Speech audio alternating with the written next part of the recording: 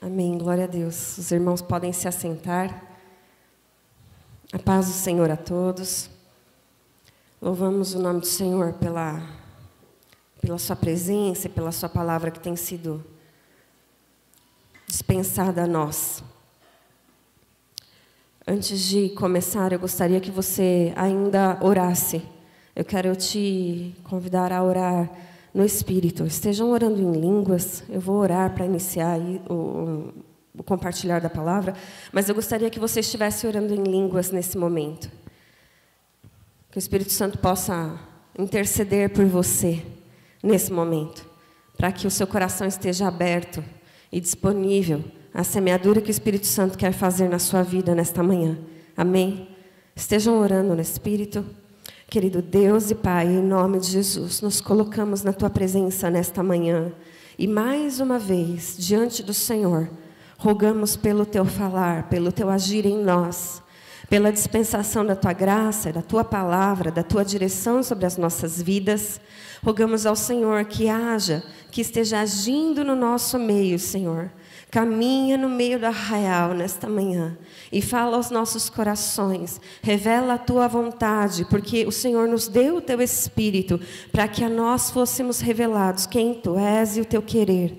Então faz isso nesta manhã, Senhor, revela a nós a Tua vontade, a vontade do Seu íntimo, do Seu coração, Pai, que sejamos um contigo, Pai, em nome do Senhor Jesus Cristo.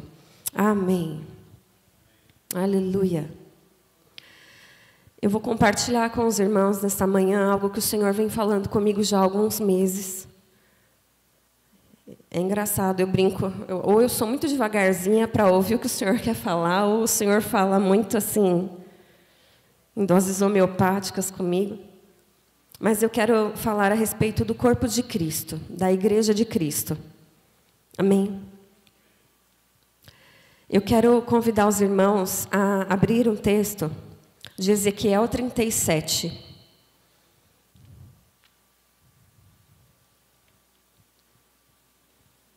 O tema da minha mensagem é a Igreja de Cristo, integrada, articulada e funcional.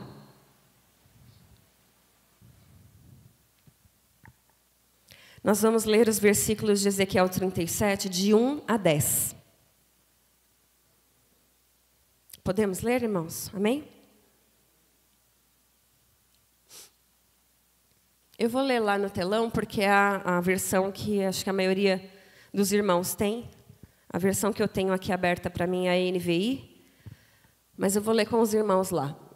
Veio sobre mim a mão do Senhor, Ele me levou pelo Espírito do Senhor e me deixou no meio de um vale que estava cheio de ossos secos. E me fez andar ao redor deles. Eram muito numerosos na superfície do vale e estavam sequíssimos. Então me perguntou, filho do homem, acaso poderão reviver estes ossos? Respondi, Senhor, Deus, Tu o sabes. Disse-me ele, profetiza a estes ossos e dize-lhes, ossos secos, ouvi a palavra do Senhor. Porei tendões sobre vós, farei crescer carne sobre vós estenderei pele e porei em vós o espírito e vivereis. E saberei que eu sou o Senhor. Então profetizei, segundo me fora ordenado. Enquanto eu profetizava, ouvi um ruído, um barulho de ossos que batiam contra ossos e se ajuntavam cada osso ao seu osso. Olhei, e eis que havia tendões sobre eles, e cresceram as carnes, e se estendeu a pele sobre eles, mas não havia neles o espírito. Assim diz o Senhor Deus a estes ossos, eis que farei entrar o espírito em vós, e vivereis. Então ele me disse, profetiza ao espírito, profetiza ao filho do homem, e dize-lhe, assim diz o Senhor Deus, vem dos quatro ventos, ó Espírito, e assopra sobre estes mortos para que vivam. Profetizei como ele me ordenara, e o Espírito entrou neles, e viveram, e se puseram em pé, um exército sobremodo numeroso. Amém? Nesse texto, esse texto de Ezequiel, o Senhor começou a falar ao meu coração em julho deste ano. Em julho deste ano, o Senhor começou a chamar a minha atenção a este texto. E na noite que o Senhor começou a chamar a minha atenção a respeito desse assunto, o Espírito Santo me trouxe 3 palavras, que foram justamente integrado, articulado e funcional. No texto de Ezequiel, Ezequiel é um profeta do Senhor que foi levantado para profetizar a nação de Israel no tempo de exílio. E a nação de Israel, naquele tempo, foi exilada na Babilônia. E parte da palavra que Ezequiel traz, assim como de outros profetas, é que aquilo aconteceu à nação de Israel porque a nação de Israel se corrompeu e corrompeu a adoração ao Senhor. Então, durante muitos capítulos no livro de Ezequiel, Ezequiel traz uma palavra de juízo ao povo. E é uma palavra muito dura, porque o povo se corrompeu completamente, abandonou os caminhos do Senhor e usava o nome do Senhor para autopromoção. Era realmente muito sério o pecado daquele povo. Só que Deus, ele tinha um propósito muito específico com o povo de Israel. E Deus não ia abandonar o seu propósito, porque ao decorrer do livro de Ezequiel, Deus fala claramente que ele faz isso porque ele quer mostrar a santidade dele às nações. O propósito do Senhor extrapola ao povo de Israel. Não está restrito ao que é o povo de Israel. Mas o povo de Israel é ferramenta do Senhor e é amado do Senhor para que esse propósito se cumpra. Então chega um momento em que Deus começa a trazer uma palavra de restauração para Israel. Porque se Israel havia se perdido e caiu realmente no juízo do Senhor, Deus trouxe sobre Israel uma palavra que o Senhor tinha dado lá no começo. Se vocês se afastarem, haverá juízo. Mas o Senhor ama esse povo e ele decide trazer restauração sobre o povo dele. E aí, uma série de palavras começam a ser lançadas sobre o povo de Israel. Amém? E essa é uma dessas palavras. A gente vê claramente aqui uma ação de restauração, né? Ele fala ao profeta, olha, ele leva o profeta a um vale de ossos secos, e aí ele começa a mencionar, havia ossos muito secos. Muito secos. E quando Deus pergunta ao profeta, você acha que eles podem voltar à vida? O profeta, ele sabe de onde vem a determinação real para que exista vida ou morte. O profeta já experimentou isso ao longo da sua história, da sua jornada, da sua caminhada com Deus. E ele fala, só o Senhor sabe. E aí Deus fala, profetiza. E o profeta foi obediente.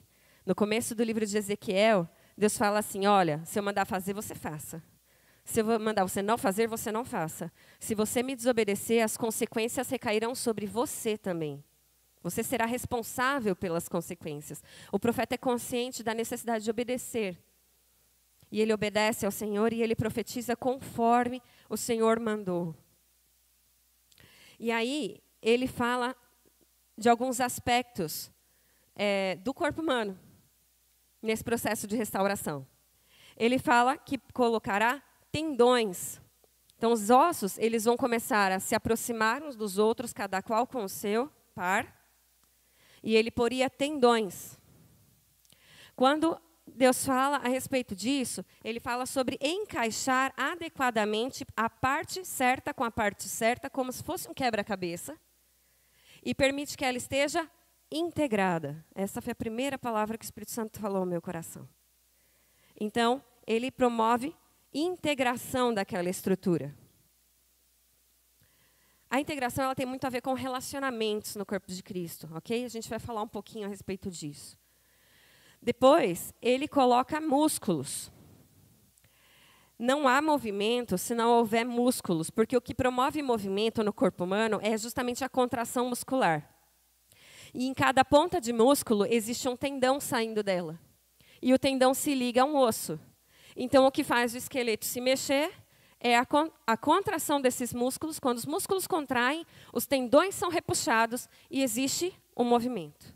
Então, o que permite movimento no corpo é a colocação dos músculos. Então, aí eu tenho um corpo que é possível ser articulado. Amém? Deus ainda coloca sobre esse corpo pele.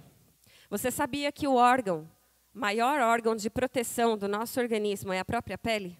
Ela é um órgão, né? E ela é a primeira barreira e principal que nós temos de defesa no nosso organismo. Então, Deus coloca no corpo, naqueles corpos, um componente de proteção. Olha o quão é importante esses elementos que ele coloca intencionalmente na hora de profetizar. Mas aí, ele fala que não há vida ainda. Se não há vida, não há como ser funcional. Quando eu falo de ser funcional, é algo que pode cumprir uma função. Então, eu tenho aqui praticamente cadáveres ainda, ok?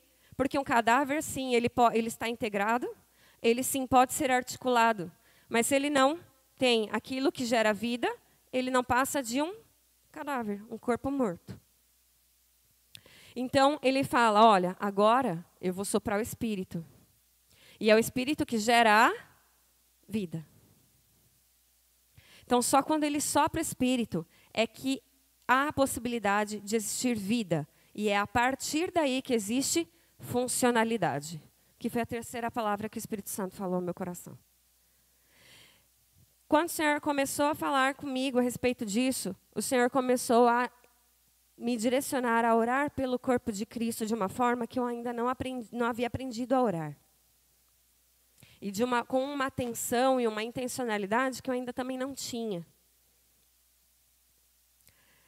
E aí o Senhor começou a semear algumas coisas em relação a isso, e é isso que eu quero compartilhar hoje com os irmãos. O que é um corpo? O corpo de Cristo, que é integrado, que é articulado e que é funcional. Qual é o propósito, na verdade, do corpo de Cristo? Né? Porque você foi criado em pessoa, e você, ao longo da sua vida, cresceu com intenções, com propósitos, planejou, estudou, você tem uma profissão, provavelmente, ou você trabalha em alguma coisa, você tem uma família. Então, você individualmente tem propósitos na sua vida. Mas e o corpo de Cristo? Se eu estou inserido no corpo de Cristo, eu me converti, eu aceitei a Jesus, eu entreguei a minha vida a Ele, eu me batizei, eu pertenço ao corpo de Cristo. O corpo de Cristo igualmente tem um propósito, né?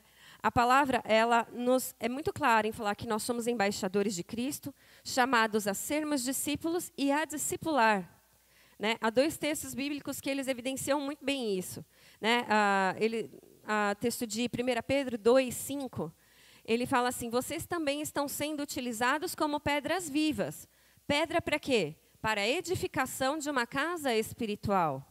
Cada um aqui é componente na edificação desta casa, para sermos sacerdócio santo, oferecendo sacrifícios espirituais, aceitáveis a Deus, por meio de Jesus.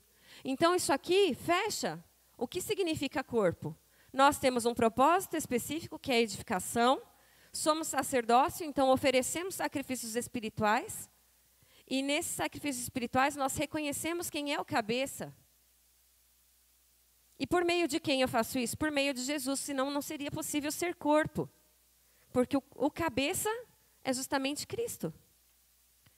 Ele ainda fala nos versículos 9 e 10, vocês, porém, são geração eleita. Então, somos corpo de Cristo, chamados para sermos geração eleita, sacerdócio real, nação santa, povo exclusivo, para anunciar as grandezas daquele que nos chamou das trevas para a luz. Antes vocês nem sequer eram povo. Olha o que Pedro fala. Antes vocês não eram nada. Nem povo vocês eram. Agora são povo de Deus. Então Pedro é claro em mostrar para a gente que Deus nos chamou com propósitos específicos. E em Marcos também está clara a questão de sermos discípulos e de discipular. Ele fala, ide por todo mundo e pregai o evangelho. Nós temos repetido esse texto frequentemente aqui. Isso tem sido foco. Por quê? Porque ele nos chamou a ser discípulos e a discipular. Quem crer, for batizado, será salvo. E olha os degraus aqui sendo, né, há uma caminhada aqui. Né, quem não crer será condenado. Estes sinais acompanharão os que crerem. Em meu nome expulsarão demônios, falarão novas línguas, pegarão em serpentes, e se beberem algum veneno mortal, não lhes fará mal algum. imporão as mãos sobre os doentes e eles ficarão curados. Eu te pergunto, nesta semana você já expulsou demônios? Nesta semana você já falou em línguas? Nesta semana você pegou em serpentes e não morreu? Nesta semana você impôs a mão sobre enfermos e os curou? Porque o Senhor nos chamou a isso. Então, se não estamos praticando ou chegando nestes lugares, há uma caminhada para galgarmos estes lugares. De praticar o que o Senhor nos ordenou que pratiquemos. Às vezes nós nos concentramos tanto no nosso relacionamento com o Espírito, com Deus, e ele é altamente necessário, ele é fundamental no nosso dia a dia. E fala-se muito em orar, em ler a Bíblia, e nós devemos realmente, como o pastor Roberto falou domingo passado, nós precisamos viver debruçados na palavra. Porque é ela quem nos revela a Deus por meio do Espírito. Mas as outras coisas, elas têm que vir junto, porque o corpo não existe para o próprio corpo. Há um propósito específico. Para a gente falar sobre um corpo que é integrado, que é articulado e que é funcional, eu quero te convidar a visitar um pouquinho o meu mundo. Eu dou glória a Deus, porque Deus fala frequentemente com a minha linguagem. Eu acho isso lindo. Eu queria te contar que Deus, ele vai conversar com você com a linguagem que você entende. Porque o Senhor quer comunicar coisas a você. Então, se a sua linguagem é a do seu dia de trabalho, lá na sua empresa, ele vai falar com você dentro daquela linguagem. Eu sou enfermeira. Deus fala muito comigo a respeito do meu trabalho, por meio da linguagem do meu trabalho. Eu acho isso fantástico. Eu não acho que eu que vejo Deus em tudo. O Espírito Santo que se revela a mim em todas as coisas. Né? Ele faz isso, ele é gracioso nesse nível. E o Senhor tem me falado para a gente começar a olhar o corpo de uma forma diferente. A gente fala corpo de Cristo pensando em membros, né? Um braço, uma mão, uma perna. Eu quero te convidar a olhar lá para dentro e pensar numa pequena célula. Porque o nosso corpo é composto por células. E ela é a menor unidade funcional do nosso corpo. Então, eu quero te convidar a conhecer o que é uma célula. Ok? Como é que uma célula saudável funciona? A gente, e na saúde, a gente tem 2 parâmetros. O primeiro parâmetro que a gente aprende é o saudável. O que é o normal? Porque se eu souber conhecer o que é o normal e o que é o saudável, a hora que eu ver uma coisa diferente disso, eu posso não saber o que é. Mas eu sei que está fora do comum. Então, eu já levanto o desconfiômetro. A gente fala isso muito para profissional recém-formado. Eu não sei ler exames. Eu não sei ver tais sintomas. Eu ainda não sei examinar tão bem. Tudo bem, se você sabe o normal, você sabe identificar algo que não é normal. Então, eu quero te convidar a entender o que é uma célula saudável. Ok? Uma célula saudável, ela é capaz de gerar energia para todo o trabalho. Eu não estou falando de energia, aquela coisa assim, abstrata. É energia mesmo. A nossa célula cria moléculas de energia para o trabalho. Então, ela precisa gerar energia para todo o trabalho celular funcionar. E ela não gera energia só para ela. Ela gera energia suficiente para essa energia ser compartilhada em vários processos com outras células. Amém? Então, se enxergue hoje de manhã comigo como sendo uma célula. Deus te criou para ser uma unidade geradora de energia. Ok? Tudo bem? E você não gera energia só para você. Você gera energia para todos os processos que acontecem no corpo de Cristo. As células, elas têm capacidade de comunicação. Assim como os órgãos entre si conseguem fazer isso, eles conseguem justamente por causa que a célula consegue se comunicar. Existem vários meios para a célula se comunicar. Pode ser por meio de hormônios, outras substâncias que a gente chama de neurotransmissores. A gente não precisa saber dos nomes, mas eu queria que soubesse que há vias diferentes. Da mesma forma que a gente consegue se comunicar com a expressão facial, com a fala, com a escrita, com os gestos. Se a minha filha fizer uma besteira e eu der uma olhada dela daqui para ela, ela já vai saber que eu não gostei. Só de olhar, não vai? Por quê? Porque a gente tem uma capacidade de comunicação que extrapola a comunicação verbal. A célula também, ela é capaz de se comunicar de diversas formas. Mas toda a comunicação celular está submetida a uma central de comunicação, que é o nosso sistema nervoso central. Então, toda a comunicação e todo o formato de comunicação celular está submetido a uma central. O que eu estou querendo dizer aqui? Toda a comunicação celular, você sendo célula, toda a comunicação que é estabelecida no corpo de Cristo, ela está submetida a um modo de comunicação, a uma central. E a central, ela é o Senhor, é a Bíblia. É um formato de nós estabelecermos a nossa comunicação para nos relacionarmos. Amém? Está claro? Toda célula tem capacidade de se duplicar, exceto as células reprodutivas, que elas vão se unir, mas toda célula tem capacidade de se duplicar. Por que precisa duplicar a célula? Porque uma criança precisa crescer, então precisa duplicar a célula para que exista crescimento natural. Precisa duplicar a célula porque às vezes eu caí, estourei o joelho, sangrou, machucou, e aí vai ter que reparar o dano. Então, se há dano no corpo, qualquer dano, precisa de reparo. Para haver reparo, precisa de duplicação celular. Então, toda célula tem capacidade de duplicação, ok? E a duplicação, ela tem que ocorrer de uma forma organizada, ou seja, a célula não duplica na hora que ela quer. Existe uma informação que avisa para o corpo, olha, vai precisar de mais. Estourou o joelho, galera, se organiza. A gente vai precisar fechar o buraco. Precisa parar de sangrar, precisa combater invasores e precisa reparar o tecido que lesionou. Então, o corpo inteiro se organiza e se comunica para que as células promovam reparo do tecido. Houve uma comunicação. Então, a célula não se duplica na hora que dá vontade. Ela precisa ser avisada da necessidade de duplicação para o reparo ou da necessidade de duplicação para crescimento. Tudo bem? Você é célula, você tem capacidade de duplicação. Você tem capacidade de se envolver nos processos de reparo de danos no corpo e você tem a capacidade de se envolver nos processos de crescimento do corpo. Amém? E aí esse corpo, sendo gerador de energia para todo o corpo, se comunicando, com capacidade de se duplicar, ele consegue cumprir com um propósito específico, porque ele está submetido àquele propósito específico que gera, que rege o corpo.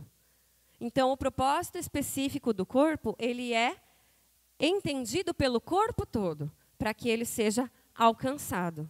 E aí aquilo se torna o alvo da funcionalidade daquele corpo. Amém? Tudo bem? Faz sentido? Amém. Agora eu quero te apresentar o contraponto, que é o que a gente faz lá na faculdade. Eu mostrei para você alguns parâmetros de uma célula saudável. Ela não se restringe só a isso, tá, irmãos? É muito mais do que isso. Mas eu quero agora fazer um contraponto do que é uma célula que não é saudável. E eu vou usar aqui uma figura bem emblemática. Tá? Eu vou compartilhar com os irmãos como é que se forma e como é que funciona uma célula tumoral, uma célula cancerígena.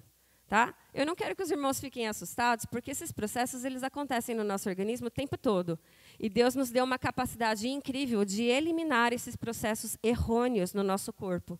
Tá? Então, não é para ninguém ficar com paranoia, não. Tá bom? Mas a gente precisa entender que eles existem. Tá bom? Então, o que é uma célula tumoral e como ela se forma?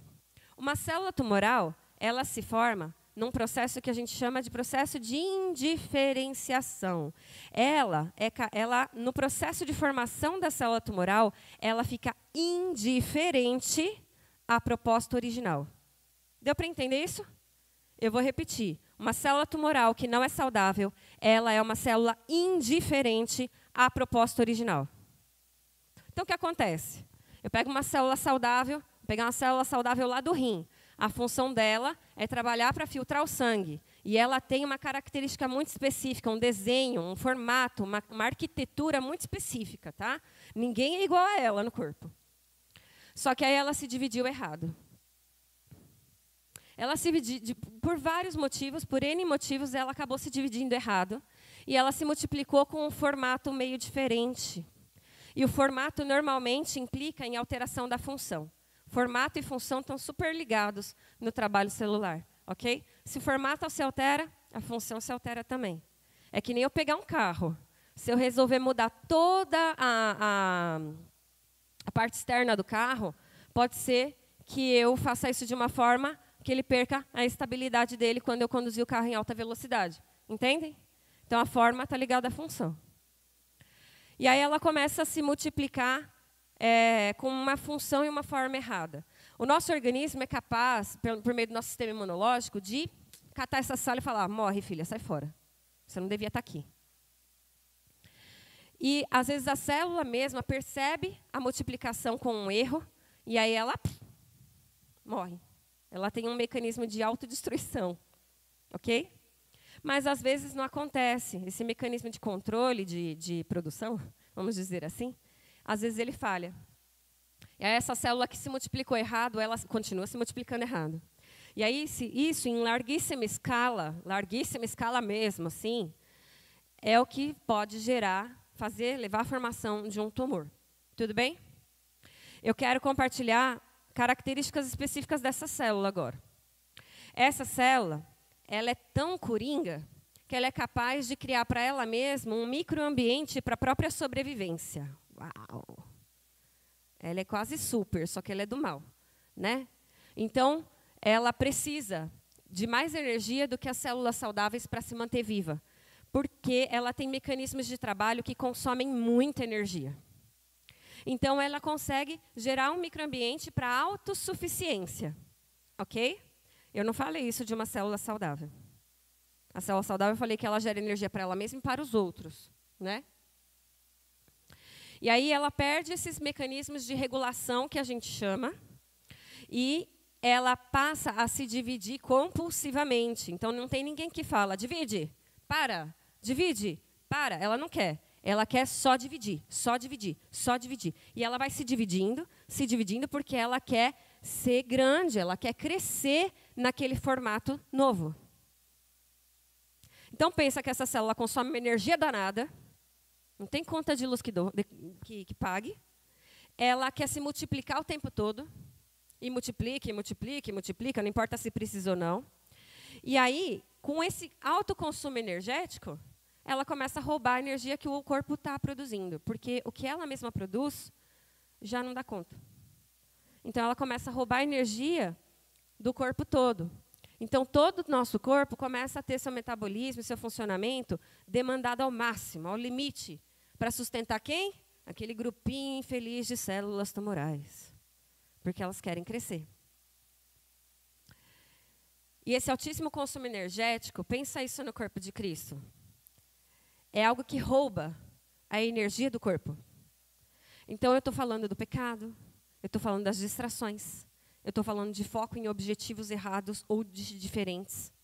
Às vezes, todo mundo tem até uma boa intenção, mas está com foco em 1000 coisas e não está com foco na visão central do corpo. Eu estou falando de quebra de relacionamentos, de várias coisas que existem e vão desgastando o corpo. Isso consome a nossa energia num nível que o corpo de Cristo não consegue prosseguir trabalhando para o propósito que ele tinha. Porque ele perde energia com essas coisas que precisam ser corrigidas. Porque, na verdade, se eu tenho uma célula tumoral, o que eu preciso fazer? Tchau, filha, sai fora. No corpo físico, é isso. No corpo físico, eu quero extirpar a célula tumoral. Então, eu estou falando de uma característica celular, ou seja, uma célula que ela é autocentrada, ela é insubmissa porque ela divide quando ela quer, ela não se preocupa em reparar danos, e às vezes ela não só não repara, como gera mais danos, e danos às vezes que não são tratáveis, e ela cerceia, ela impede a capacidade de desenvolvimento do resto do corpo, a um ponto que o corpo morre. Burra aquela célula porque ela morre junto. Mas vocês entenderam qual que é o caminho de uma célula que não é saudável? Mas de qual corpo nós estamos falando? Do corpo de? O corpo de Cristo tem uma diferença aqui. Porque Deus não está a fim de excluir a célula tumoral e falar assim, sai fora, estou te enxotando, você não serve para nada. Deus não faz isso conosco. Sabe por quê?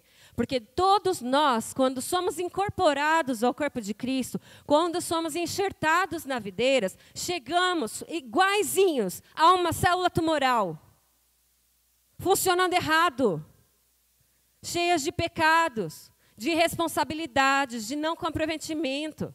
Nós chegamos ao corpo de Cristo autocentrados, querendo gerar energia só para a gente mesmo. Porque a gente está todo danificado, funcionando errado. Mas quando eu falo do corpo de Cristo, eu estou falando de um corpo que ele pode ser plenamente restaurado. Então Deus não quer catar essa célula que chega danificada e falar, sai fora, eu não quero você. Não aguento mais. Não funciona aqui dentro. A vontade do Senhor é, você vai se tornar uma célula saudável.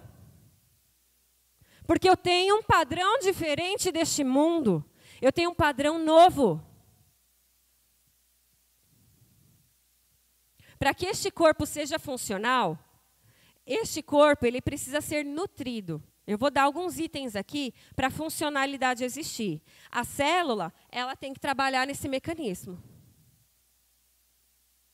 A primeira coisa é nutrição. Para uma célula gerar energia, ela precisa de alimento e de oxigênio. A palavra é o que nos sustenta. Em 1 Timóteo, ele fala assim, se você transmitir essas instruções aos irmãos, olha a necessidade da instrução, da palavra, do ensino, será um bom ministro de Cristo, nutrido com as verdades da fé e da boa doutrina que tem seguido. A palavra é o que nos nutre. Se você está com fome, querido, aonde você vai buscar a comida? É na palavra, não é em outro lugar. É na palavra. Às vezes a gente até quer fazer uns atalhos assim, comer fast food, né? Ah, eu quero ouvir o pastor a semana inteira falando. Ah, eu quero ouvir tal missionário falando. Ah, eu quero ouvir blá, blá, blá. Mas o Espírito quer falar diretamente a você por meio da palavra. Então, como disse o pastor Roberto domingo passado, debruça na palavra. Porque mais do que ouvir aquele pastor que é super famoso falar, e ele tem uma palavra abençoada, glória a Deus pela vida dele, o Espírito quer falar diretamente a sua vida. Por meio da palavra. Você precisa ser alimentado. Se você está com fome, a culpa não é do pastor. Desculpa. Você é tão direta. A culpa é sua. Você precisa se alimentar. Porque quando você está com fome na tua casa, o que você faz? Você vai para onde? Para onde você vai? Para a cozinha. Vai para a geladeira. Vai para a despensa, que nem minha filha. Abre o armário e fica olhando. O que eu vou comer? Eu preciso comer. Só que a minha filha, ela não tem maturidade de entender o que ela precisa comer. Ela tem 2 anos. A bichinha vai lá, abre o armário e fica lá olhando assim, ó. Aí eu falo, querida, você ainda não sabe o que você deve comer. Dá licença, fecha o armário, eu vou te dar a comida. A comida está na palavra. Ah, Ana, eu não sei direito como buscar as coisas na palavra. Para isso existem os pastores, os líderes de grupo de comunhão, os discipuladores, porque eles vão te ajudar a encontrar comida no lugar certo. Comida adequada, no lugar adequado. Então, estar ligado é necessário, porque quando você não sabe onde ter comida, o corpo pode te direcionar aonde a comida está. E aí não é só ouvindo pregação, não. É indo direto na palavra, mas sendo direcionado como buscar. Amém? O oxigênio, o ar, é o fôlego, é aquilo que vem da presença do Espírito Santo. Então, nós precisamos da palavra de Deus e do Espírito Santo, nutrição e oxigênio. Sem isso, não se produz energia. Sem isso, não se produz energia. O nosso corpo ele até tem a capacidade de produzir energia na privação de oxigênio. Às vezes, falta oxigênio na quantidade que deveria ter, falta, diminui. E aí o corpo consegue produzir energia sem oxigênio. Mas, gente, é incomparável a quantidade. É uma quantidade ínfima. É uma quantidade para uma situação de contingência. Corpo de Cristo, você quer viver em contingência até morrer? Ou você quer viver plenamente? Então, precisa da palavra e precisa do Espírito Santo. Senão você vai passar a vida vivendo em contingência, sobrevivendo, achando que está vivendo uma vida boa. E aquilo não é plenitude de vida. Amém?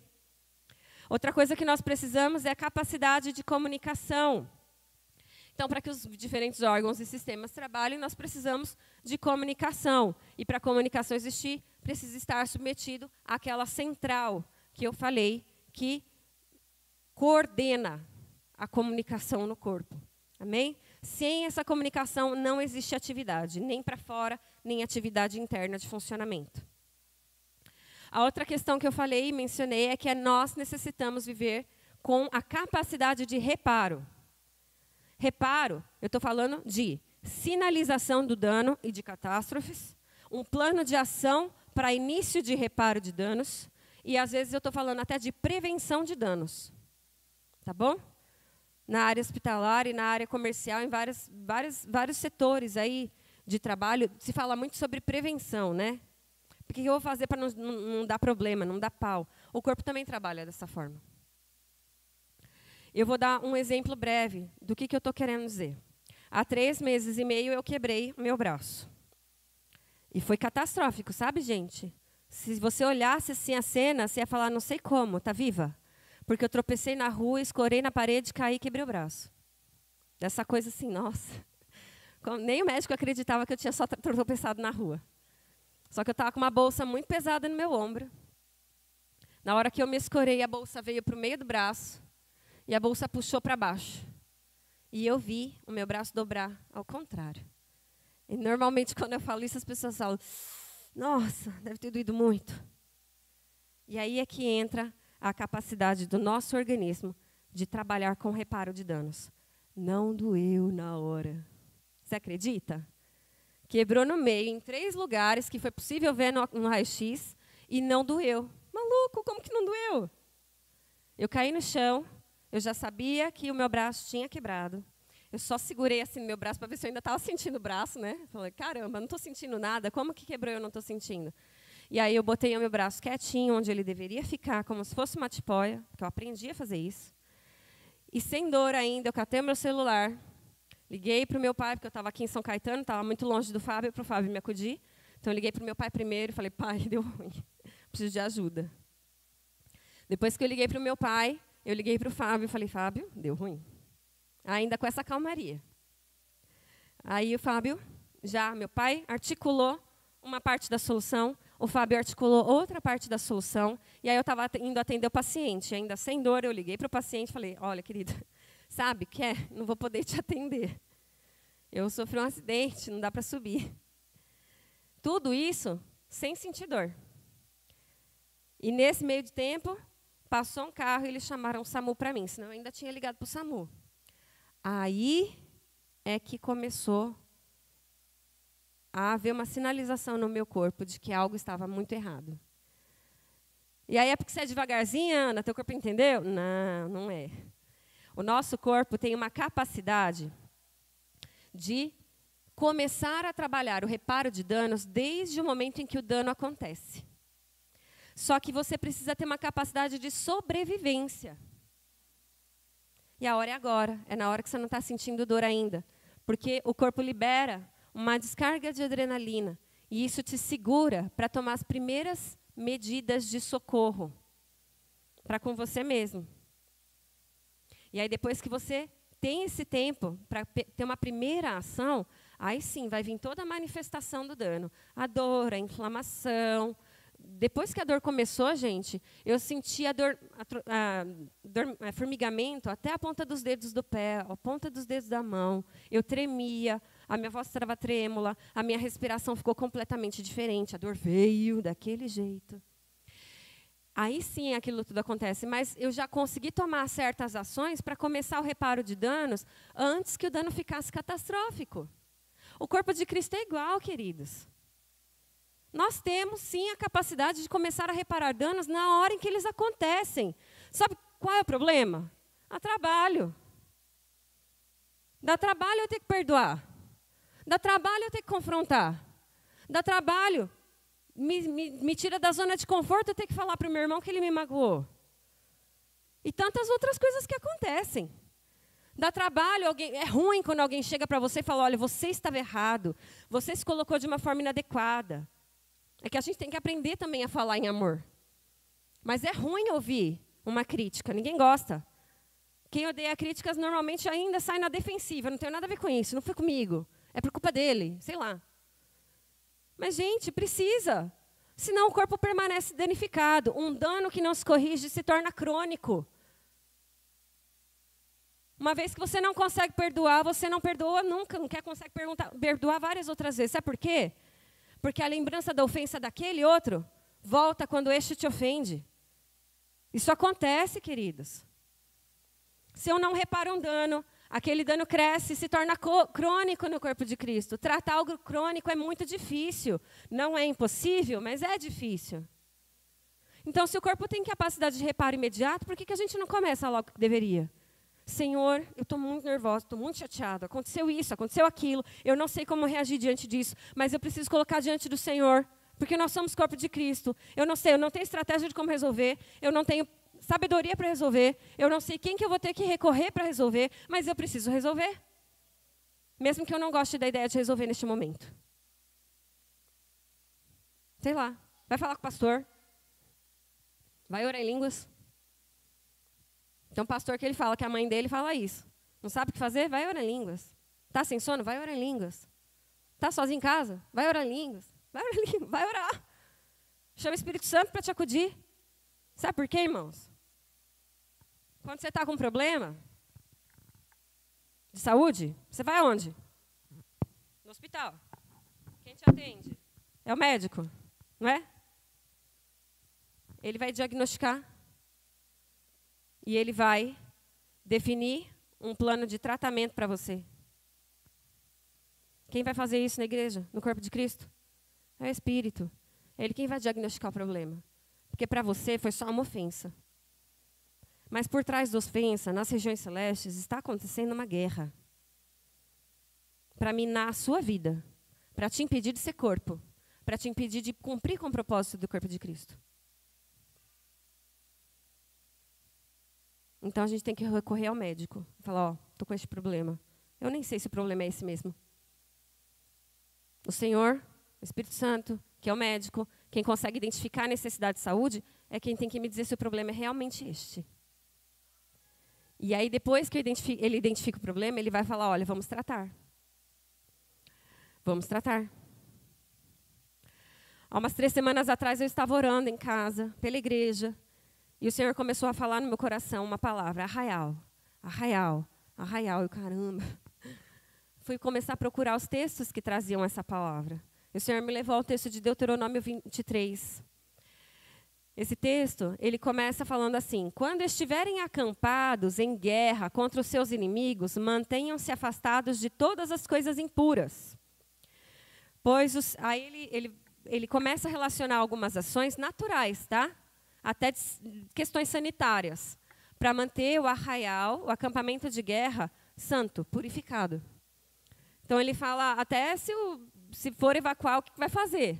Olha só, leva uma pazinha, enterra as fezes, olha só, o que tem no texto. Mas ele se preocupa em falar de questões que são necessárias para preservar a santidade do arraial, a integridade do arraial. E aí, quando chega no versículo 14, ele fala assim, pois o Senhor, o seu Deus, anda pelo acampamento. Na versão que eu fui procurar, ele fala, caminha pelo arraial. O arraial é o acampamento de guerra. O Senhor, o seu Deus, caminha pelo arraial para protegê-los e entregar-lhes os seus inimigos. O acampamento terá que ser santo para que ele não veja no meio de vocês alguma coisa desagradável e se afaste de vocês. Eles estavam num acampamento de guerra. Se o Senhor, nesse momento, estivesse preocupado com os inimigos de fora, o Senhor caminharia ao redor do arraial. Não faz mais sentido? Faz muito mais sentido, não faz? Mas aqui ele está falando que o Senhor, Deus, caminha pelo arraial, dentro do arraial. Por quê? Porque há inimigos dentro do arraial. A nossa vida, os nossos relacionamentos, a nossa conduta, elas podem se tornar um risco, um dano ao corpo. Por isso nós precisamos permitir que o Senhor caminhe pelo arraial. É a mesma coisa que o salmista fala, Senhor, sonda o meu coração. Conhece o que está dentro de mim. Se eu não tenho essa vigilância, o arraial é comprometido pelo próprio corpo. O diabo não precisa nem se esforçar muito. Olha a brecha. Misericórdia. Então a gente tem que estar atento. O reparo e a prevenção de danos, eles são altamente necessários. E todos esses elementos que eu falei aqui, de nutrição, de capacidade de comunicação, a capacidade de reparo de danos, eles funcionam para promover equilíbrio no corpo. E o corpo humano, ele não trabalha com um equilíbrio estático. O que, que é? Eu sempre funciono do mesmo jeito o tempo todo para todas as atividades. O corpo não é assim. Então, se eu for correr agora, o meu corpo, os meus músculos vão precisar de mais oxigênio para o trabalho da corrida. Então, o meu coração ele vai ter que pulsar mais rápido para mandar mais sangue, porque é o sangue que manda oxigênio para os músculos. E para ter mais oxigênio disponível, o meu pulmão vai ter que trabalhar de forma diferenciada para gerar mais oxigênio para esse trabalho. Então, se eu for correr, o meu corpo inteiro se adapta para a corrida. Se eu for parar para estudar, o meu corpo inteiro vai ter que se adaptar para o momento do estudo. Se eu for comer uma feijoada, o meu corpo inteiro vai ter que se adaptar para digerir a feijoada. Entendem? Isso é equilíbrio dinâmico. O organismo trabalha em função de um contexto. E os contextos mudam. Por que eu tenho que trabalhar sempre da mesma forma, gente? Por quê? Eu sou a primeira que precisa ouvir isso, porque eu odeio sair da rotina, eu odeio sair do meu plano. Nossa, eu tenho crises com isso. E o Senhor tem me ensinado a falar, sai da zona de conforto, filha, porque eu preciso que você se adapte. Então, quando a gente fala de equilíbrio dinâmico, a gente está falando de uma capacidade adaptativa do corpo. Ele é flexível para que todos alcancem o mesmo propósito, independente dos contextos. Tudo isso funciona aqui. Se, na palavra de Deus, o paralelo, a figura utilizada, é corpo de Cristo, por que a gente acha que teria que funcionar diferente? Por que a gente quer funcionar diferente? Não dá. Não funciona. Eu quero te convidar a abrir só mais um texto comigo agora. Ele está em Efésios 4.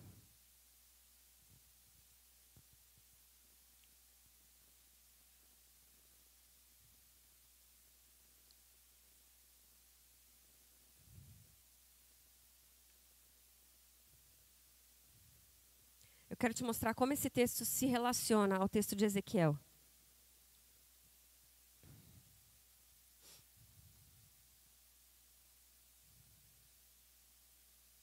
Todos encontraram? Sim? Tem lá?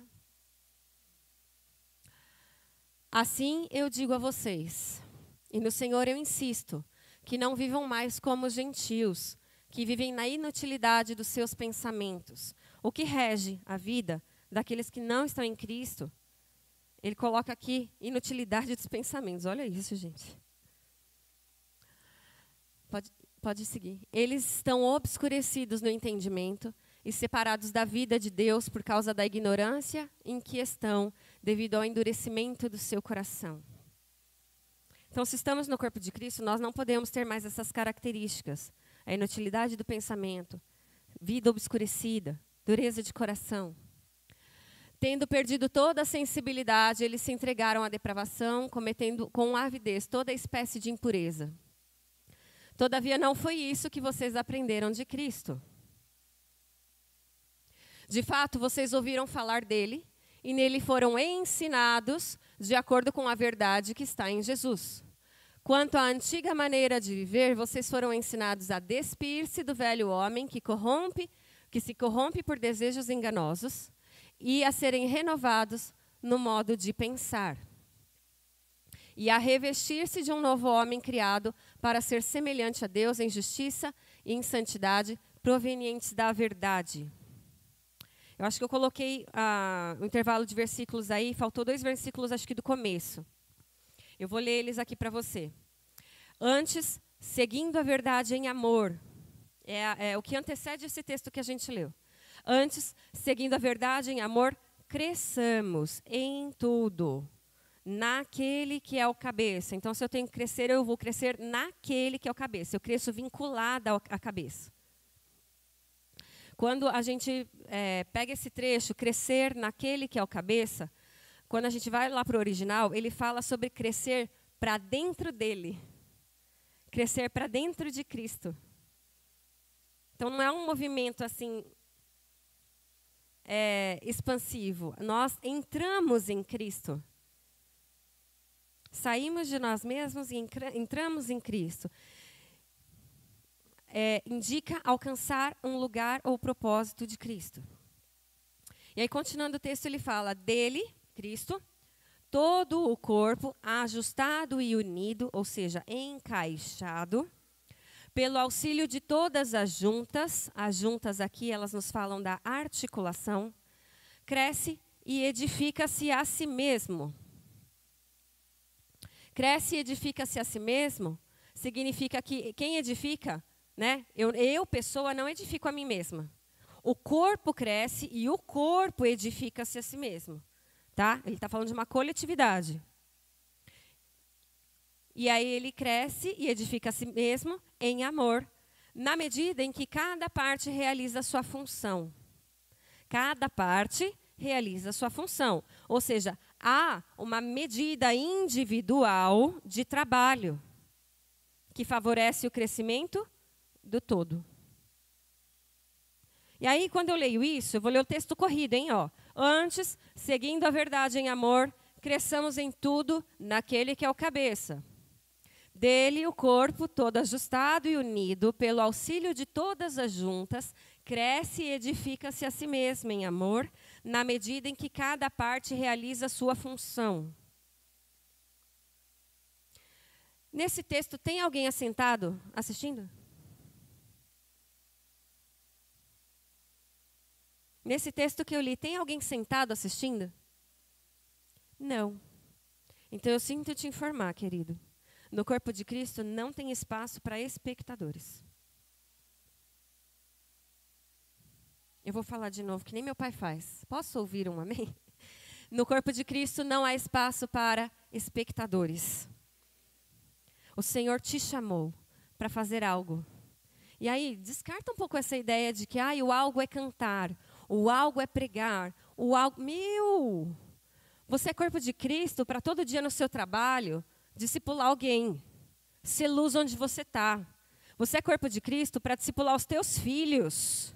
Você é corpo de Cristo para ensinar a palavra, discipular os irmãos, para ensinar novos convertidos. Você é corpo de Cristo para dar o teu testemunho, porque o Senhor fez algo na tua vida que está fazendo na vida de outro.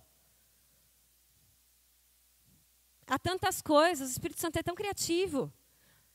Entenda, a tua vida é do jeito que é, e o Senhor usa a tua vida para testemunhar quem Ele é, para mostrar a santidade dEle. Entende? Deus quer mostrar a santidade dEle através daquilo que Ele fez na sua vida. Então não há espaço para espectadores.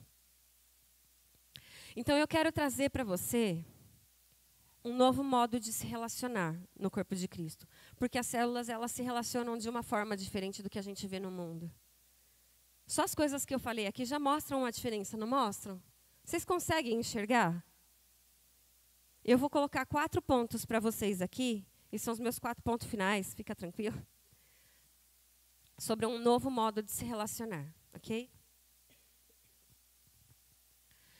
A primeira coisa que eu quero falar aqui sobre o modo de relacionamento do corpo é que o corpo requer alinhamento. Guarda esta palavra. O corpo de Cristo precisa estar alinhado. Alinhado com a palavra de Deus. Porque o corpo de Cristo, ele é cristocêntrico. O foco é Cristo, não os homens. É levar Cristo aos homens. Não elevar os homens. Entendem? Então, nós temos que estar alinhados com a palavra. Nós temos que estar alinhados ao desejo e à ação do Espírito Santo. Querido Espírito Santo, o que o Senhor quer me ensinar hoje? Meu dia foi uma droga. O que o Senhor quer me ensinar com este dia? Meu dia foi ótimo, Senhor. O que eu posso aprender com este dia? Estar alinhado com o que o Espírito Santo quer te ensinar. Estar alinhado com a visão do Espírito. Não é só o que eu quero aprender, mas o que o Espírito quer de mim. O que o Senhor quer de mim neste tempo. O que o Senhor quer de mim hoje. O que o Senhor quer de mim para a minha família. O que o Senhor quer de mim no meu trabalho. Espírito, me mostra, eu quero estar alinhada contigo. com a visão que Deus tem dado ao corpo. Deus levantou homens. Nós vemos na história dessa igreja vários homens que foram levantados por Deus para acolher a visão do Espírito e o propósito dele para a igreja. Então, temos que estar alinhados com a visão que o Espírito Santo tem dado, a liderança que nós temos. Alinhamento. Alinhamento. Eu estou falando de alinhamento de visão. E as duas coisas que eu vou falar agora, elas têm relação com alinhamento entre gerações. Nós vivemos numa sociedade que despreza gerações. Que quando se envelhece, não se tem muito mais a dar. Quando você é criança, você não presta para nada, vai falar o quê? Para as crianças hoje a gente vê que isso tem mudado um pouco. Mas não é uma sociedade que liga as gerações. Eu vou explicar em que sentido eu quero dizer. Ligar. O segundo item, depois de alinhamento, é honra mútua. Honra mútua é eu reconhecer a vida do Espírito Santo naquela vida que está sentado do meu lado, que convive comigo, que é corpo de Cristo comigo. E o inverso igual. Eu reconheço o Espírito Santo na vida do Claudinei e ele reconhece o Espírito Santo na minha vida. Eu reconheço o Espírito Santo na vida da Suzana e ela reconhece o Espírito Santo na minha vida. Honra mútua. O Espírito não habita só na vida do pastor, gente.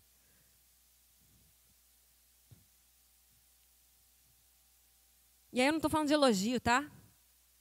Ah, nossa, uau! Né? Eu não estou falando de receber elogio, receber palavras legais a respeito do que o irmão fez, ou do que como ele se veste, ou do comportamento dele. Estou falando de honra. Não é o telefonema que eu queria ter recebido e não recebi. Extrapola isso, gente. Tem que extrapolar. Porque quando eu fico doído por coisas pequenas, parece que existe um complô contra a minha vida. E o Espírito Santo está falando assim, querido, sou eu que quero habitar a tua vida. Eu sou a parte mais importante. Receba-me. Eu quero estar na sua vida. Eu quero ser na sua vida. Eu quero ser através da sua vida. Quando isso acontece, eu passo a ter uma cultura de honra mútua, porque eu começo a identificar o Espírito Santo na vida dos outros. Cara, está acontecendo na vida de fulano de tal. Olha, o Senhor está fazendo, o Senhor está curando. A gente tem que crer que a presença do Espírito Santo está no outro tanto quanto está na gente. Senão a gente dá descrédito ao outro. O que é isso? Se uma célula der descrédito a outra célula no nosso corpo, gente, a gente não funciona. Porque não se comunica, porque se eu não dou crédito para outra célula, eu não acredito no que ela me fala. Se eu não me comunico, as minhas funções não são plenamente executadas. Já era. Então, honra mútua é diferente. Todo alinhamento requer honra mútua. E aí, quando eu falo de honra mútua, eu estou falando de vencer essas barreiras geracionais. É muito comum a gente ver diferenças entre as gerações, né? Os gostos do meu pai, os gostos musicais do meu pai não são os meus gostos musicais. Alguns até batem, outros não, são diferentes. Talvez os gostos do meu pai para música e livros sejam diferentes dos gostos do Isaac. Porque são gerações diferentes, ok? Mas isso não quer dizer que precisa existir um grande vale de distância entre um e outro. Isso impede que princípios e valores e a visão e a autoridade sejam compartilhados e até mesmo herdados de uma geração a outra. Eu tenho lido um livro a respeito sobre avivamento e ele fala sobre herança. E ele resgatou o conceito de herança. Então, eu vou resgatar para vocês entenderem como é importante essa questão de estarmos vinculados como gerações. Ok? Vamos supor que meu pai ele tenha trabalhado a vida toda, enriquecido, tenha um império, sei lá, tenha muito dinheiro, tenha casas e não sei o que lá. Quando ele morrer, os filhos herdam. E a gente tem um conceito de meu pai morreu, ganhei tudo que ele tem, vou usufruir. E a herança não serve para isso.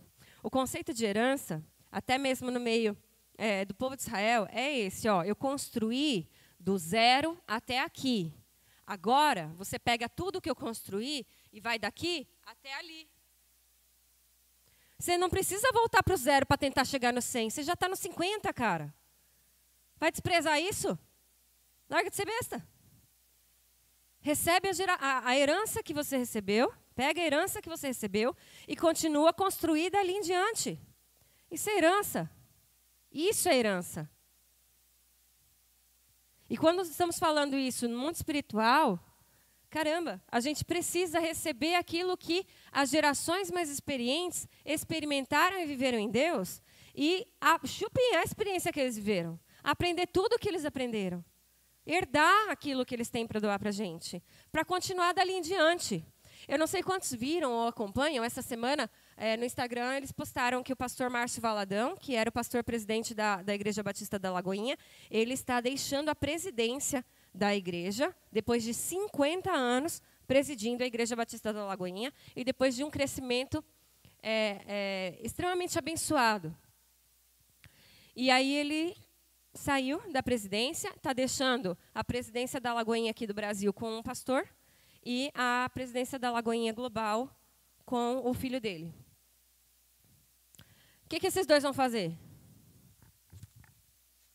Agora eu faço do meu jeito. Não. Se eles quiserem fazer do jeito deles agora, tudo da cabeça deles, fecha a Lagoinha, fecha toda a Lagoinha Global, vai lá numa portinha na outra avenida e abre uma igreja nova.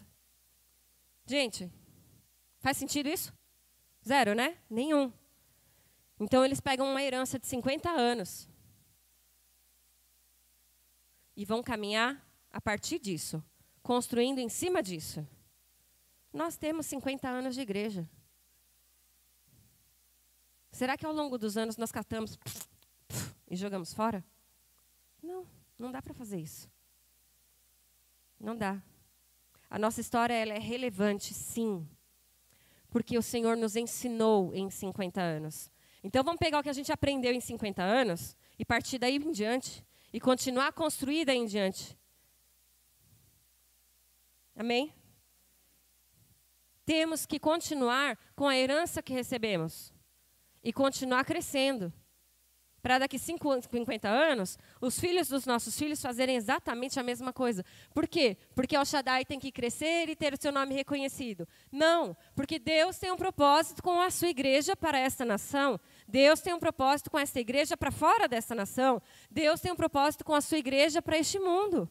E nós temos que estar alinhados e compromissados com este propósito. Distanciamento nos impede de progredir e receber heranças que nós temos que receber. Amém? Nós não podemos nos voltar as costas para aquilo que o Senhor já fez, fingir que não aconteceu. Deus fez. E Deus vai continuar fazendo a partir daqui. Deus não quer fazer mais igual, porque Ele é um Deus de novidade de vida. Amém? A outra coisa que nos permite alinhamento é dependência mútua. E aí isso é um discurso que vai contra o discurso do mundo, né? Porque no mundo você tem que ser autônomo e independente. Se vira, negão, cresce. Você tem que ser independente, para de querer ficar dependendo dos outros. É o que a gente mais ouve. Mas a gente tem que distinguir as duas palavras, o que é autonomia e o que é independência. Autonomia é aquilo que uma criança começa a desenvolver até se tornar adulta. É a capacidade de executar, de fazer, de pensar para coisas específicas. Então, minha filha ainda não é autônoma, ela não consegue escovar os dentes sozinha. Mas ela está sendo treinada para desenvolver autonomia para escovar os dentes sozinha. Quer dizer que ela nunca mais vai depender de mim? Não, porque por um bom tempo quem compra pasta, e quem compra escova e quem paga a água sou eu. Então ela é dependente. Entendem? Então o Senhor quer desenvolver a autonomia do corpo, de cada célula. Lembra que eu falei que uma célula gera energia para ela mesma e para os outros? Ela não gera energia para ela mesma e acaba nisso. É para os outros também. Por quê? Porque tem coisas que eu sei fazer muito bem sozinha? Tem. Mas é fácil fazer sozinho? Não. Às vezes é até impossível. E é aí que entra o conceito de dependência. O Senhor nos fez para ser um corpo interdependente. O conceito de dependência do corpo de Cristo, ele briga com o conceito de independência, porque o conceito de independência, ele está de braços dados com o conceito de orgulho. Eu não preciso de você, eu faço sozinho. E você não precisa de mim para se desenvolver. Se vira. Eu cresci sozinho, cresça você também. Isso é o que o mundo prega, gente. Não é isso no corpo de Cristo. Uma célula gera energia para ela mesma e para todos os outros processos do corpo com outras células. Há, claramente, uma relação de dependência. Se eu não vivo dependência dentro do corpo de Cristo, já era. A gente não vai para frente, filho. Não vai. A palavra de Deus, ela é clara. No texto de 1 Pedro 5, ele fala assim: semelhantemente, vós sede sujeitos aos anciãos, olha a questão da sujeição, e sede todos sujeitos uns aos outros, e revestivos de toda a humildade, porque Deus resiste aos orgulhosos. Deus resiste aos orgulhosos. Já parou para pensar? Deus olha lá de cima e fala assim: meu, com esse eu vou resistir. Ele não vai para frente. Não desse jeito. Meu amigo, eu não queria estar nessa posição. Eu quero que o Senhor sempre me chame a atenção para que eu não esteja nessa posição. Porque eu não quero imaginar o que é Deus resistindo à minha vida. Se opondo à minha vida. Há um conceito que precisamos incorporar a partir de hoje. Que somos dependentes um do outro e que apesar de autônomos, ou seja, capazes, nós somos dependentes porque o corpo ele demanda dependência. Amém? E o último conceito que eu quero trazer para você é o de submissão. Se não há honra mútua, se não há dependência mútua e se não há alinhamento, não existe a possibilidade de se submeter ao Senhor. E submissão, ela precisa existir para que a caminhada seja cumprida ao longo da vida, né? Eu estou alinhada à palavra, entendo a minha necessidade de me relacionar com o corpo da forma adequada. Agora sim, com liberdade, eu consigo entender que é tempo de me submeter à visão do Espírito e me manter alinhada a esta visão. Por mais que eu tenha uma visão, que o Espírito Santo esteja me dando, olha, eu tenho uma visão para a sua vida deste jeito. Eu quero fazer X, eu quero fazer Z, eu quero fazer W com você. Mas, hoje, será que hoje é o tempo desta visão se cumprir? Eu estava lendo a experiência de um pastor e ele falou assim, que ele tinha uma visão que o Senhor tinha dado para ele, e realmente o Senhor tinha dado uma visão a ele, que com o passar dos anos foi se cumprindo, e foi algo grande.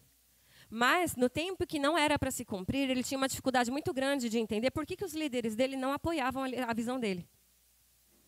E aí, conversando com parte da liderança dele, um pastor virou para ele e falou assim, entenda que há um tempo para o cumprir do propósito do Senhor para você. Então, hoje, que não é este tempo, você está disposto a se submeter à visão de outra pessoa até que chegue o tempo de se cumprir a sua? Ui! Porque a submissão, ela vem antes. Eu lembro de um testemunho que nós ouvimos do pastor Jamê. Eu não vou lembrar em detalhes, eu vou falar por cima. Ele falou que ele estava sob a liderança de uma igreja. Ele era pastor, mas não era pastor daquela igreja, não era líder daquela igreja, mas ele estava sob essa liderança. E o Senhor deu o entendimento a ele de que ele precisava fazer seguir um propósito específico. Então, o que ele fez? Ele foi à liderança e falou, olha, o Senhor está me dando esta visão. Gostaria de fazer isso, isso e isso. E ele teria que sair, se afastar da igreja por um tempo para cumprir aquilo. A liderança sentou, orou, se reuniu, conversou e entendeu que não era tempo disso. Então deram um belo de um não para o pastor Jamê. E ele falou amém. Ficou um pouco, difícil ouvir o não, mas ele se submeteu. Depois disso, não no mês seguinte, não 2 meses depois, mas por mais de ano, ele voltou à liderança com essa mesma questão. E mais de uma vez, a liderança tornou a ele outro não. Mais uma, mais outra. E ele falava assim, eu não estou entendendo não, mas eu vou me submeter. Até que ele conversou novamente com a liderança. A liderança novamente orou, fez exatamente todo o mesmo processo. E a liderança falou, estamos entendendo que agora é tempo. Abençoaram ele, direcionaram ele, apoiaram ele, e ele foi. Houve submissão. Ele teve a capacidade de fazer o que esse pastor mencionou. Ele se submeteu a uma outra visão, até que chegou o tempo da visão dele se cumprir. Às vezes a gente confunde um propósito específico para as nossas vidas com o propósito da igreja toda. As duas coisas têm que se desenvolver, cada uma ao seu tempo. E enquanto aquele propósito específico do Senhor para a minha vida não é tempo de ser cumprido, eu tenho que estar submetido à visão do corpo. A visão que foi dada ao corpo. Amém? Então, quando eu falo de dependência, honra mútua, alinhamento, se isso acontece, aí a submissão fica muito mais fácil. Não é doído. Não estou dizendo que vai ser prazeroso. É que nem estar debaixo de um coqueiro no sol tomando água de coco lá no Havaí. Não é isso. É trabalhoso. Porque se relacionar de uma forma diferente é trabalhoso. Né? Mas é algo que vem do querer do Espírito Santo. E se Ele quer, Ele nos capacita a viver de uma forma nova. A gente tem só que estar disposto a abrir o coração ao Senhor e deixar Ele nos ensinar os padrões novos. Olha que gracioso. Nesse texto de Ezequiel, quando ele fala dos ossos secos, antes de profetizar a restauração para os ossos, que isso realmente simboliza a restauração do povo de Israel, ele é levado ao Espírito a outro lugar. Antes de profetizar os ossos, ele faz outra profecia. E Deus leva ele a profetizar aos montes de Israel. E quando o Senhor me chamou a atenção para essa palavra, eu não entendia direito por que ele estava profetizando para os montes. Porque ele profetiza para a natureza. Olha, vocês serão prolíferos. Vocês, montes, vocês serão arados, vocês serão semeados, vocês produzirão frutos. Nunca mais vocês serão envergonhados por não serem produtivos. Oh, caramba, por que ele está falando dos montes? E aí fui orar, fui conversar com meu pai, porque eu não estava entendendo. E aí ficou claro o que significa isso. Os montes de Israel são o lugar de adoração. E ele profetiza a restauração para este lugar antes de profetizar a restauração do povo. Olha que sério isso. Em Oséias, se eu não me engano, quando o povo volta para a terra de Jerusalém, antes de fazer qualquer coisa, de reconstruir qualquer coisa, a primeira coisa que o Senhor ordena que eles façam é restaurar altares. Não dá, vou te dizer com muita clareza, não dá para você trabalhar, desejar alinhamento, estar alinhado com o corpo. Não dá para viver em honra mútua, porque não é isso que a gente é ensinado na vida. Não dá para a gente viver com dependência e submissão, se antes a gente não substituir quem está no altar. O povo de Israel tinha colocado ídolos no altar. O Monte Santo havia sido profanado. A restauração do monte teve que vir primeiro, galera. O Senhor precisou restaurar o lugar de adoração antes de restaurar uma nação. O Senhor, isso tudo só dá para funcionar, só é possível se a gente restaura quem está no altar. A quem é o altar? A quem eu presto adoração? Porque, às vezes, a dificuldade daquele pastor de se submeter à visão da sua liderança era essa, ele queria a própria. Ele ainda estava querendo assumir uma posição no altar. E aí o Senhor nos fala, olha, restaurem quem está, a quem é o altar de adoração. Restaurem o altar de adoração. E busquem a restauração do corpo de Cristo. O Senhor quer nos restaurar. Deus está nos chamando a uma postura de constante quebrantamento, queridos. Porque quando a gente vive muito tempo de uma determinada forma, a gente é ensinado desde criança a se relacionar de uma forma que não é compatível com a forma que a Bíblia nos ensina.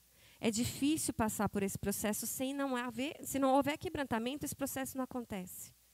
Deus está nos convocando a uma postura de vigilância constante, para que o corpo não se corrompa. Deus está nos convocando a uma vida de santidade, a uma nova conformação, a sermos um corpo integrado, articulado e funcional. Há um novo padrão de relacionamento. Eu não estou aqui para apontar as falhas, eu não estou aqui para trazer juízo, não é isso. Eu espero que eu não tenha sido pesada na minha palavra. Mas há uma clareza muito no meu coração e no meu espírito de que o Senhor está nos chamando a um tempo de restauração individual e coletivamente. Nós precisamos estar dispostos a caminhar juntos, senão o corpo não vai. Nós precisamos estar dispostos a gerar energia para o outro, quando o outro não tem condição de gerar energia. E se há quebra de relacionamentos, se há conflito, se não há honra, se não há dependência, se não há um desejo de viver numa conformação normal, diferente, a gente não segue sendo corpo e ele vai se desfazer. Porque é isso que o diabo quer. Ele vai continuar alvejando as nossas vidas e a nossa unidade para que a gente seja desfeito. O Brasil, a nação brasileira, tem recebido palavras de avivamento e palavras de um agir do Espírito Santo que vai sair daqui do Brasil para outras nações. Eu quero ser parte disso, querido. O corpo de Cristo precisa estar disponível para ser parte disso. Amém? Então esteja disposto. Eu quero te convidar a levantar e a orar comigo nesta hora. Eu espero que essa palavra não se resume, não se finalize aqui. Minha oração nesses dias tem sido para que o Espírito Santo fique ecoando a palavra dele no seu coração, não só a que eu falo, porque a que eu falo não é mais importante do que a de ninguém, mas que o Espírito Santo possa ecoar no seu coração o desejo dele, de unidade, de corpo, de restauração, de estarmos ligados à videira em unidade. Então, por favor, feche os seus olhos. Peça que o Espírito Santo examine o seu coração. Peça que o Espírito Santo examine o seu coração. Ore profeticamente para que Deus caminhe no meio do arraial, de modo a nos proteger e entregar nas nossas mãos os seus inimigos, os nossos inimigos. Às vezes os inimigos que nós temos levantado no nosso meio. Em nome do Senhor Jesus Cristo, nós oramos, Senhor, é em nome do Senhor Jesus Cristo que nós clamamos, Pai, para que o Seu Espírito caminhe no meio do arraial e esteja, Senhor, sondando os nossos corações e evidenciando aos nossos olhos espirituais, Senhor, possíveis inimigos, questões que precisam ser sanadas, a necessidade de santificação. Senhor, evidencia aos nossos olhos espirituais, Senhor, as condutas que precisam ser modificadas, os relacionamentos que precisam ser restaurados, Pai. Os novos padrões de relacionamento que podemos encontrar em Ti, Senhor. Evidencia aos nossos olhos aquilo que temos feito, Senhor, de errado ao longo dos anos. Ó, Pai querido, muda a nossa forma de nos relacionarmos, de modo que como o corpo de Cristo, planejado, idealizado, conforme a Tua imagem, nós possamos prosseguir caminhando em rumo ao alvo, Senhor, prosseguir caminhando em fé, pautados na palavra, pautados, Senhor, no agir do Teu Espírito, olhando para Cristo e não para os homens, Senhor. Ensina-nos a ser corpo de Cristo, ensina-nos a cumprir os Teus propósitos e que por meio das nossas vidas, Senhor, o Senhor possa mostrar ao mundo a Tua santidade, a Tua glória, o Teu amor, o Teu poder, Senhor, em nome do Senhor Jesus Cristo. Nós precisamos do Teu agir nas nossas vidas, que esse agir, Senhor, comece em nós, que esse agir comece nos nossos lares, nas nossas relações familiares, onde os corações dos pais se convertam aos corações dos filhos e os corações dos filhos sejam convertidos aos corações dos pais, e que o Senhor possa restaurar laços, restaurar relacionamentos familiares, restaurar, Senhor, relacionamentos conjugais, Senhor, restaurar relacionamentos entre irmãos, em nome do Senhor Jesus Cristo. Começa esta obra individualmente, mas expande, Senhor, este agir no coletivo, para que todos possamos desfrutar do Teu querer e da Tua boa vontade sobre as nossas vidas, em nome do Senhor Jesus Cristo. Amém.